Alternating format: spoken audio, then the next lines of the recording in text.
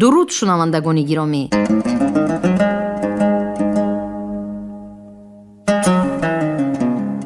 ба таваҷҷӯҳи шумо гуфтори адабӣ аз силсилаи хониши бадеӣ аз рӯи асари дар он дунёи нависандаи халқии Тоҷикистон Фазлиддин Муҳаммадиев дар қироати ҳунарманди шоистаи Тоҷикистон Бобохон Сатторӣ.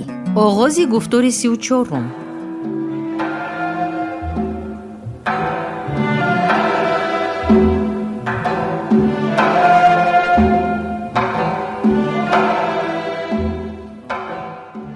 پگاهی در چهارراهه مرکزی شهر غلطکی تختگین کابل الکتر را دیده همین چیزها به یادم رسیده بود. غلطکی کابل را که در مملکت ما عادتا شکسته هیزم میکنند، در اینجا به میانه چهارراه راست مانده در بالای شطر را استوار کرده بودند. غلطکی کهنه میبایست وظیفه ایستگاه پلیس و زینت مرکز چهارراه را ادا میکرد. اکنون لوحه بخشش طلبان را دیده باز همان رقمهای اقتصادی به خاطرم آمدند. در بین بخشش طلبان مردهای یک دسته دیده می شدند که آستینهای خالیشان را در شمال الوانج داده از توده به توده می دویدند. اینها برای دزدی از دست محروم شدند. در اینجا کس به اندازه 4 دینار 10 ریال چیزی بدزدند کفایه است که یک دستش را ببرند.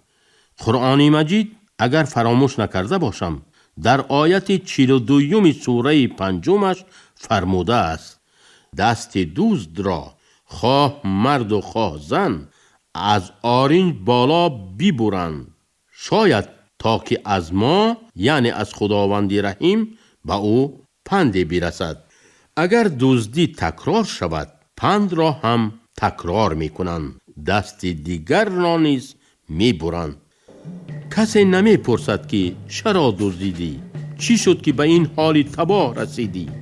قانون چون فولاد سخت و همچون الماس تیز است. میوه دزدیده چند ریال ارزش داشت؟ 10.5 ریال جناب. پس دستت را انا به اینجا برای کنده بگذار. انا هم تو ها برک الله زیری تبر گذار.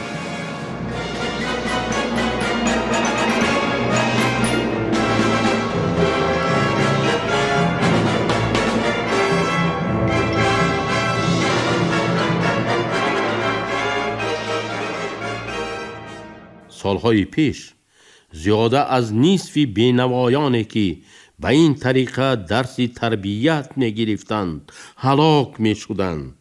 جلاد دست را بریده به آن طرفش کاری نداشت. از شاریدن خون بسیار گناهکار جان به حق تسلیم می نمود یا به جراحت تازه چرک رسیده باعث ویران شدن خون و هلاکت سر عذاب و قین می گردید. اکنون با مصلحت و کمک برادران امریکایی دکتران به اجرای حکم نظارت می کردند. در یک طرف کنده قصابی جلاب ایستاده دست می برد، در طرف دیگر دکتر ایستاده یاد می مالد یا جراحت را می دوزد. این نویگری بار نخست در قلمرو شرکت ارامکا تجربه شده بود که اکثری برادران امریکایی در همان جا گرد آمدند.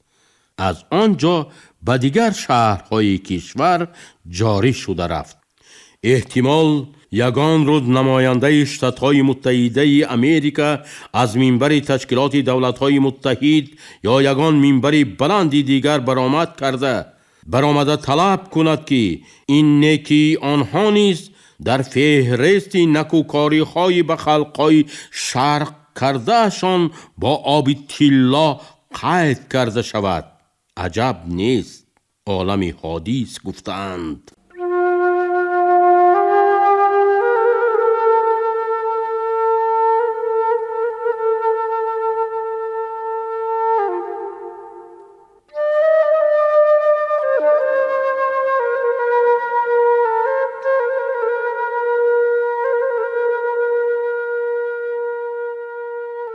خسته و گرسنه به منزل برگشتیم. چه خوش که شوربای سیرگوشتی با لذت تیار بوده است. اما در اینجا واقعه روی داد که دیرگاه از لوح خاطرم نمی رفت. با ما 6 نفر ساکنان حجره سوم 6 کاسه شوربا آوردند. لیکن خدمتگار جوان آوردن قاشق را فراموش کرده بود. 3 نفر همسفران ما در حال نان را شکسته به آبی شوربا تر کرده خوردن گرفتند. نان تر کرده می خوردند و دم به دم کاسه را برداشته شوربا را پوف می کردند تا که زودتر خنک شود، تا از لب کاسه هرد کشیده توانند. ولی شوربا گرم بود و لب و دهان حاجیان را می سوزانید. آنگاه کاسه را خشمگینانه به جایش می ماندند و بی صبرانه به در حجره نگاه می کردند که خدمتگار کی قاشق می آورده باشد. خدمتگار گرنگ هم گویا قصدن می کرده باشد به زودی نآمد. نهایت وی پیدا شد و یک دسته قاشق را بروی دسترخوان هوا داد. 3 حاجی قاشق ها را در هوا چنان استاکارانه داشته گرفتند که یک تایش به زمین نافتید. خدمتگار از این صحنه ضحک کرده قاه خندید و خنده کنان از خانه به در رفت.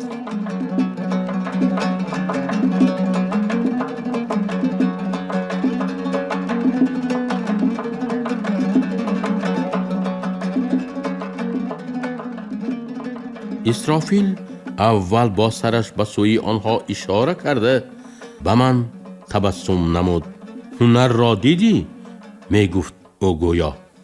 ثانی چهرهش تیره شد. قاش و قواخش آویزان گردید. به نان و شوربا دست نرسانیده مدت به شیفت خانه نگاه کرده پس سلفه کنان نشست.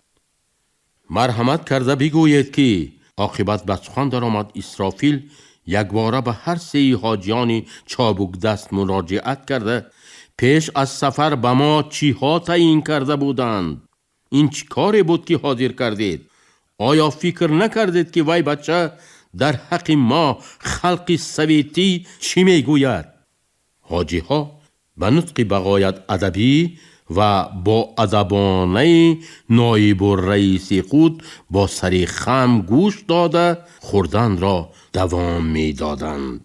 فقط ملا تیشبای که یکی از آن 3 نفر بود لحظه از بالای کاسه سر برداشته به اسرافیل با تعجب نگریست و در حال خم شده به کار خود مشغول گردید. اسرافیل برآمده رفت.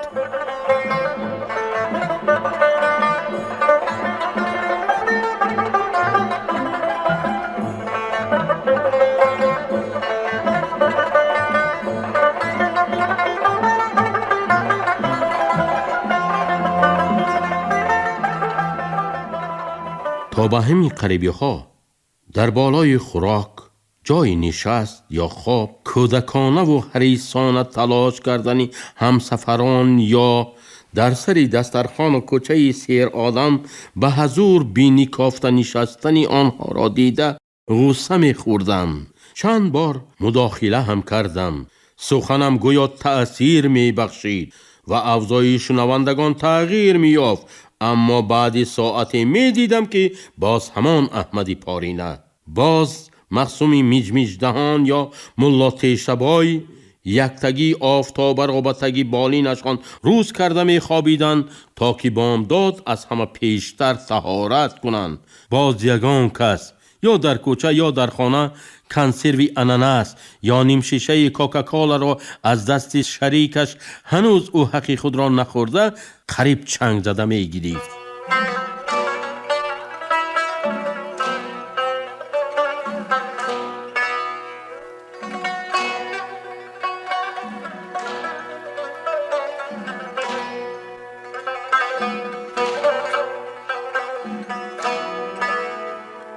اکنون این گونه حادثه ها را بینم خود را نادیده وانمود می کنم. قاریک رئیسی گروهن، اسرافیل نایب الرئیس. بغیر از این هر کدام از این قاری ها در دیار خود در مضافات یا مسجد خود را آموزگاری آداب شماریده می گردند. خیریت که در بین مردم مقالی گفته مولا را کن و کرده اش را نکن نغز 5 شده است. درباره مولای و ایشانها باز هزاران مقال دیگر هست. اگر از 101 کیسه این ضرب المثل و مقال و حکمت و لطیفه ها به هم کسبه های من دقل می داشت تا حالا از ننگ و غصه می کفیدم. سرشان و روغنشان هموطنان من در وطنند.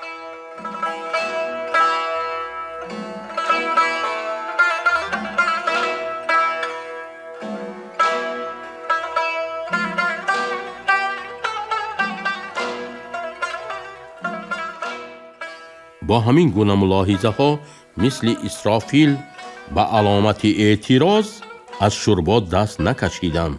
شوربا را خورده بیرون برآمدم. اسرافیل در روی حولی نمی تافت. وی در چایخانه نزد حولی محمود سلطان به گوشه نشسته چای و نان می خورد. به پیشش رفته نشستم. فرمود که باز یک پیاله بیارن. مدت ساکت بودیم. بچه هایت را حالا خردسال گفتی؟ نهایت پرسید اسرافیل. ها، کلانش در صنف 4 می خواند. آخر تو از من 6 سال کلان باز بر وقت هم خاندار شده ای. پسری من انشالله عالمی کلان می شود. عجب نه که الکی عالمی کلان هم شده باشد. نمی گوید دیه؟ ممکن نبوده است. اسرافیل دقیقه به اندیشه رفت. کدام یک چیزی گوارایی را به یادش آورده خود به خود تبسم کرد. موی لبی ملتابش را خوشحالانه سیله کرده ماند و گفت همین قدر می دانم که از کیم چخیل یک علنگه حرارتش بسیار بلند قوه الکتر حاصل کرده آن را در مشترک های کیهان نورد استفاده می کردند. تو همین خیل یک چیز را شنیده ای؟ قربان؟ عیناً این خیلش را نه. من شنیدم که از علنگه سوزشواری مخصوصی بلند حرارت جریان الکتر را گذرانیده به این وسیله یک نوع الکتروموتور نو را به حرکت می درآورند.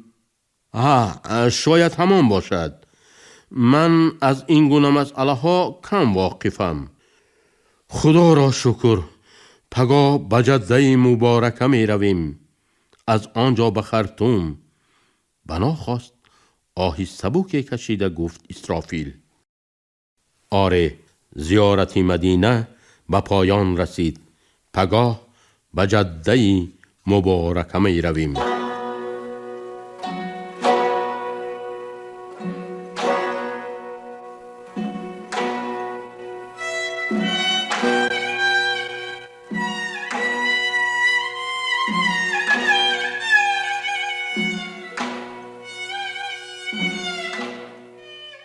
همسفران به حرم رفتند. من در حولی ماندم. ضرور باشد نماز را در همین جا هم خواندن ممکن. در سایه درخت بلند خرما که در میان حولی رسیده است یک موی سفید افغان به تگش 2 خیشت خام گذاشته چشمانی از بینش مانده خود را با کف دست پوشیده نشسته است. وی در بالا خانه استقامت می کند و در ظرف این 2 روز چند بار دیدم که از زینه نچندان دراز پلماس کنان تا 3-4 مراتب دم گرفته می براید. بیچاره زقی نفس داشته است. هنگام زینه برایی هیش گلویش تا به حولی های همسایه می رسد. با همین احوال چندین هزار کیلومتر مسافه را طی کرده به حج آمده است. یک روز با تلویزر زنی را از زل سود نشان دادند. وی به مذهب 50 روزیان دین نصرانی اخلاصمند شده است و با اراده سردار روحانی مذهب پسرچه 2 ساله خود را به قربانی داده است. هر دفعه که بنده این قبیل آدمان را میبینم فکر میکنم که اگر صداقت استواری به هر گونه غایه های مفهوم داشته بنی آدم را در یک مدت کوتاه به جریان دیگر، به جریانی برای حیات امروزه و فرداینه روی زمینی سودمند انداختن ممکن میشد، همه عالم را در 1 هفته به گلستان ایران تبدیل دادن ممکن بود. اما هیهات، زندگانی یک توده ضدیت است و بس.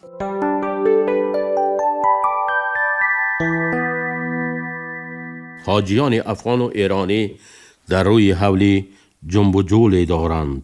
آفتابه ها را از بوچکه و خمها پر کرده به کنجهای حولی به پس دیوارها می روند و طهارت کرده آمده به خانه ها می درآیند. همه گویا درد جانکاه پیوسته آزارشان می داده باشد. با رویهای ترش، قواقای آویزان به سر سینه چشم دوخته و پایهای خود را گویا به زور کشاله کنان می گردند.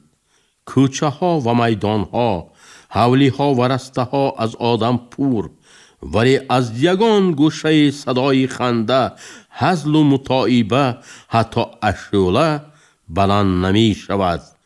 لبن، لبن، لبن، لبن فریاد می کشد جرغات فروش در کوچه. از آن سوتر به او فروشگاری دیگر جور می شود که نیز مال خود را تعریف می کند.